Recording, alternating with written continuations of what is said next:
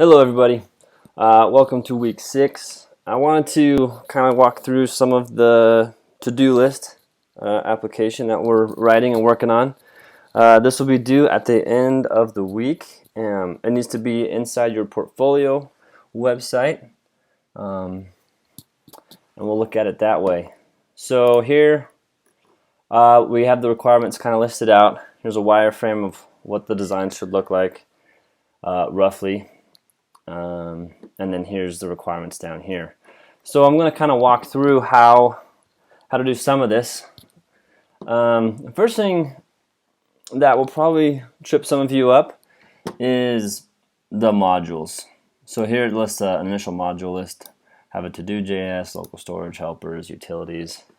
With modules, in order to run them locally and have it work, you'll need to be using a server. You can't just like double click on the HTML file. So one of the easiest ways to get that going is to download Node.js on your computer. So Google Node.js, come here and download the long-term support version. And then once you have that, you can make sure you have it installed by doing node -- version. So I have it installed. So once you've done that, you'll need to install a simple Node server. So when you install Node, you also get something called the Node Package Manager, or NPM. So you can do npm install -g for global HTTP server. Okay, I already have it installed, so I'm not actually going to run that. But once you do have that installed, you can just run HTTP. Is it serve or server? I don't actually remember. Serve. Okay, great. And what it'll do is it will take the folder that it's in, that you type that command, and it will run a server there and host your content. So here in my to-do demo, if I open it up, I just have this index.html file. So let's go back and do HTTP serve. All right.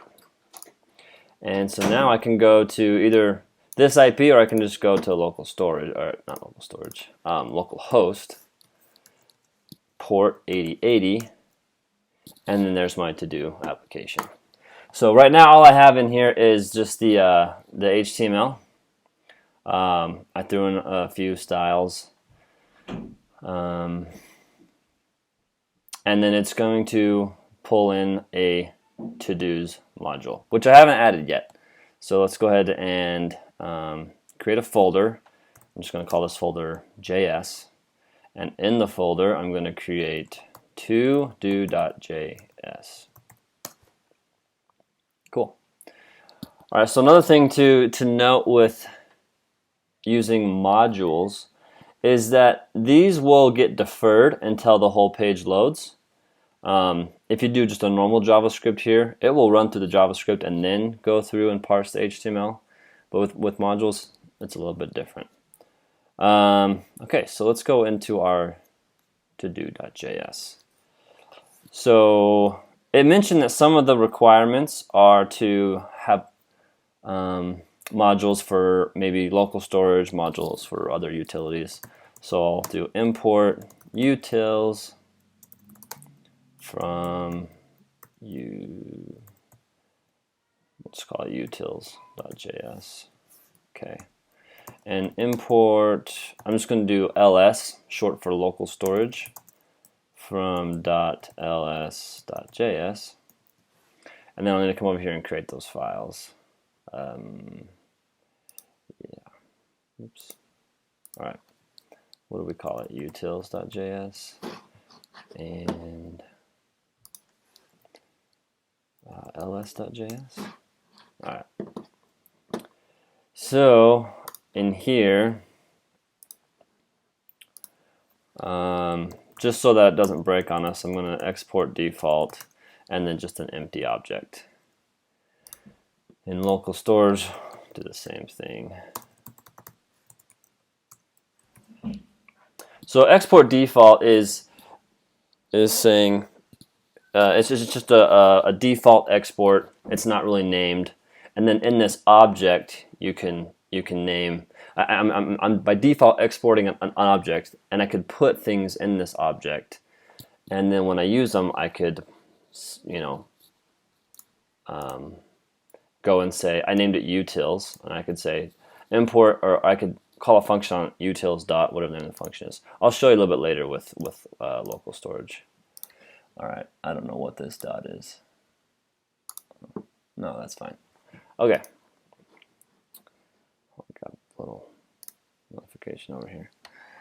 All right, so the first thing that we're going to want to do is when a person clicks on our little button here, add to-dos, we want to do something. And so like I said, with modules, it will actually run this after it's parsed the HTML. So it knows about the HTML now, so we can query the document and do document.querySelector. And I have an ID of add button on mine, and I'll just say, look, on click, you're going to run a function called new to do. Okay? So I'm going to go ahead and add this to do function. Just copy and paste, save time. And so what this does is it will create a to do, and we'll create a separate function for that. And then it will create the to do element or the div, and we'll call a function that does that. And so when you're writing your code, you really want to break things up into to have functions that do one specific thing instead of one big long function. When you break it up like that, they're more reusable, and you end up preventing yourself from repeating yourself, right? It's something we want to do. There's the acronym DRY, you know, do not repeat yourself. So in this function, the one thing it's doing is it's creating a new to-do. It's not actually going through the logic of these, or even adding it to the list. Once we create it, we want to add it to the list. These are all functions that will then do those separately on their own. And then you can see right here, what I mentioned earlier with the modules. I'm saying ls, which is what I imported from this module, dot save to do. So let's head over to ls, and I'll add that in there. So I can come in here, and above my export statement, I can go ahead and write my functions that I'll use. And then down in the export, I'll put save to do. And so what this is doing is, this is kind of a shorthand syntax that says return an object that will have a property called save to do, and because the function is the same name, this property will have the key or the value of this save to do function. Okay. While we're in the local storage thing, I'm going to go ahead and add the rest of my functions that I'll use. We have a save to do. We're also going to have a delete to do. So we have save, we have delete, and we're going to want to read our to-do list out of local storage. So I'll go ahead and I'll copy that and paste it in there. Okay, and if we go back to our requirements,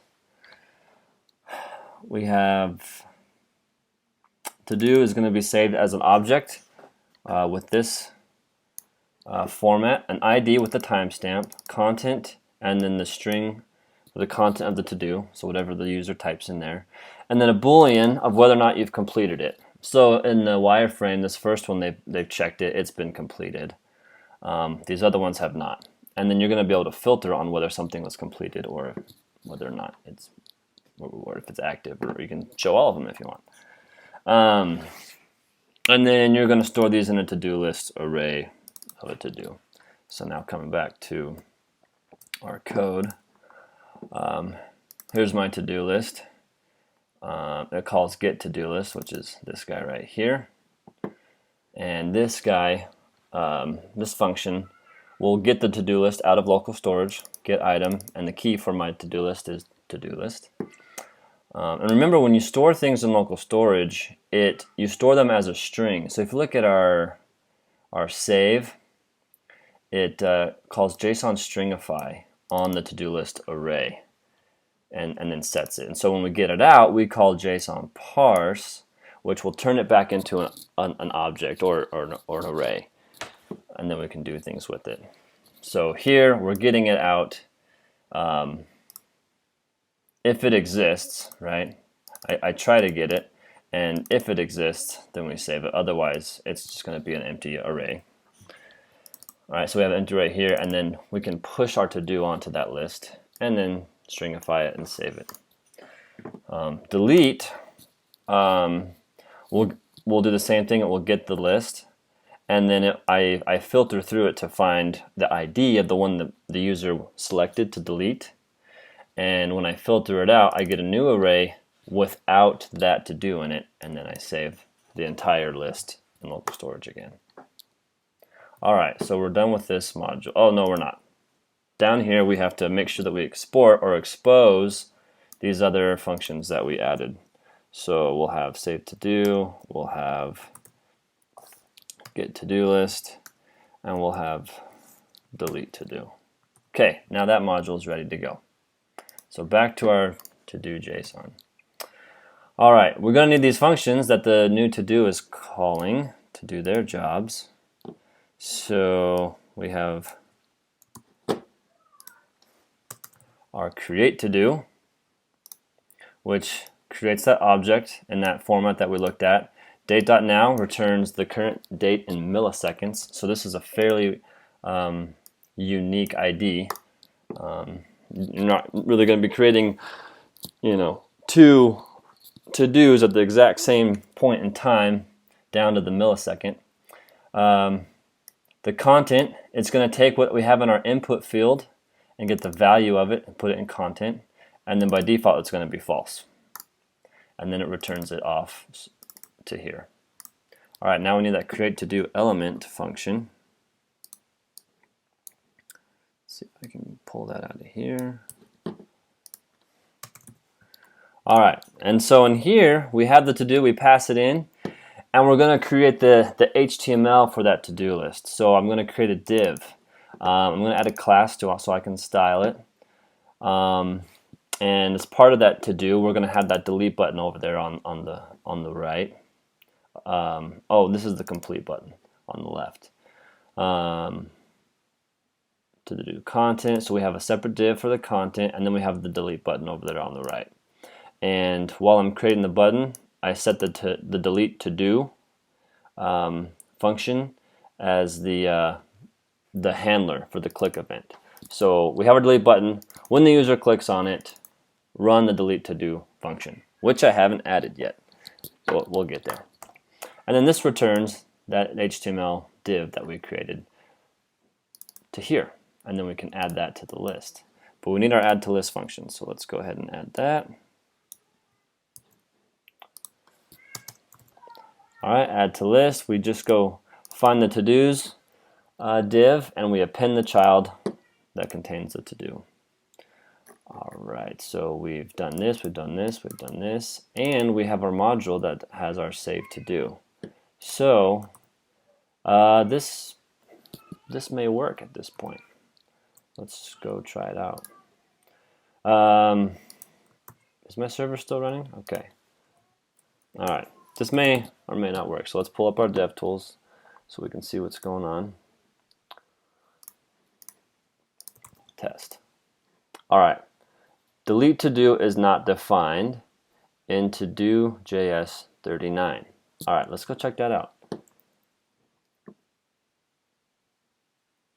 Oh, right. It's like I told you guys, we add this delete to do function, but I haven't created it yet, so it doesn't know what we're talking about there. So let's go ahead and add that function.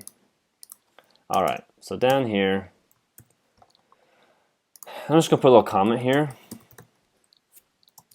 Event handlers. All right. So this, when the user clicks the delete button, we get the current target. And you can see up here that I set a special attribute on the delete button of data ID, and I set the value to the ID of the to-do object. So that way, when the user clicks on it, I can get that attribute and pass it into my delete to-do function that lives in my local storage module, right? If we open up the local storage module, this delete to-do function takes a parameter of ID, and that way it knows which to-do to delete. And then I go ahead and I clear out the to-do list, and then I call load to-dos. So if I were to run this now, this would fail again because it's looking for a load to-dos function. So let's go ahead and add that.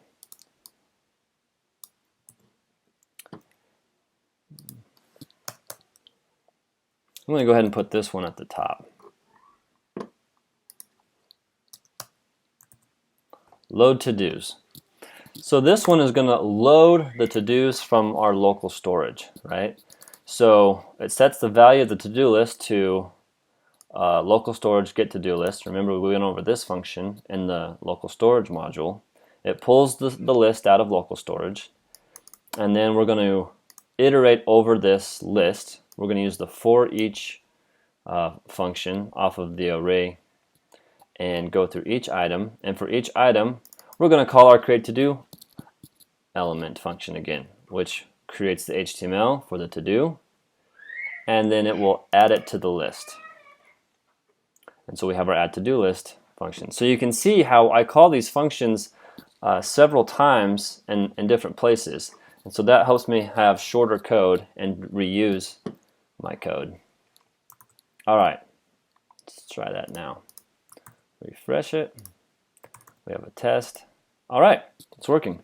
So it tossed up our to-do up here into the HTML. Let's go into application, and then here we can go into local storage and look at localhost 8080. You can see here where I added my to-do list, and then here's the to-do inside it. Here kind of shows a better view of it, but we have different properties. The ID, there's the milliseconds that it was created. The content, I just wrote test, and completed is set to false.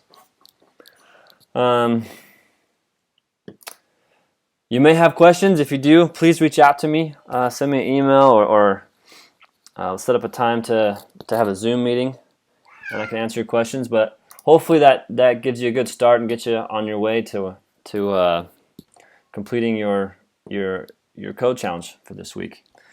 All right, guys, keep up the good work, and I'll talk to you later.